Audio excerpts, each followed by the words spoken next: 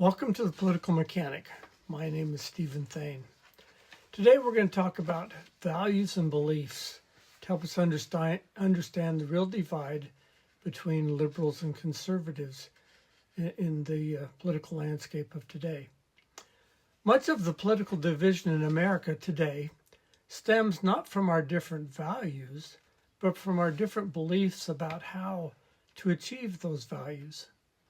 Both liberals and conservatives want freedom, prosperity, and peace.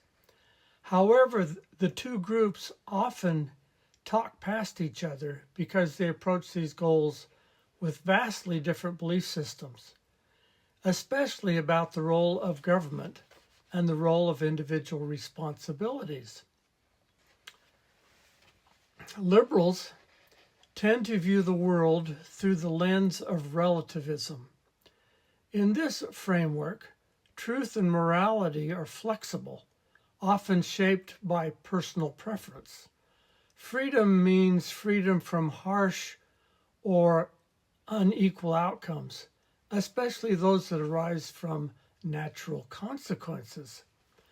Liberal policies are designed to avoid or change natural consequences.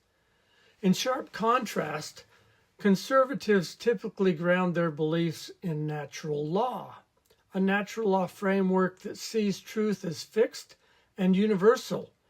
To them, freedom is the ability to discover and live within the bounds of natural consequences, and the ability, actually the right, to experience the consequences of those choices. They believe wise choices are defined as aligning with natural law and lead to prosperity, while poor choices, which are contrary to natural law, lead to negative outcomes. In order to avoid these natural consequences, these natural outcomes, liberals must employ government to take wealth from those that are living natural law and being prosperous and give it to those that disobey natural law. So let's look at a couple of examples of how this is applied. One issue is poverty. According to the liberal view, the relativist view, poverty is caused by oppression or systemic injustice that only government can solve. The conservative view, meanwhile, holds that poverty is generally caused by lack of productive effort or labor. The solution is to help individuals become self-reliant by gaining employable skills. The reality is wealth must be produced before it is consumed.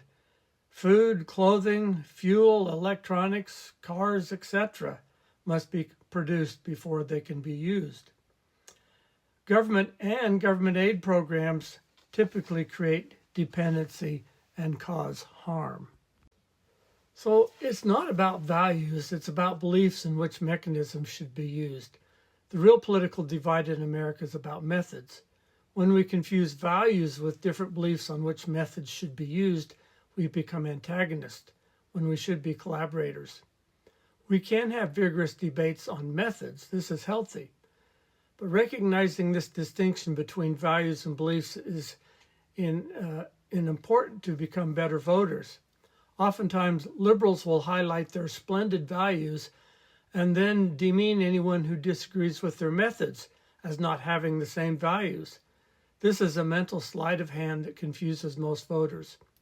If we can learn to distinguish between values and beliefs, we are better able to distinguish between political platitudes meant to confuse and statements meant to enlighten. Thank you.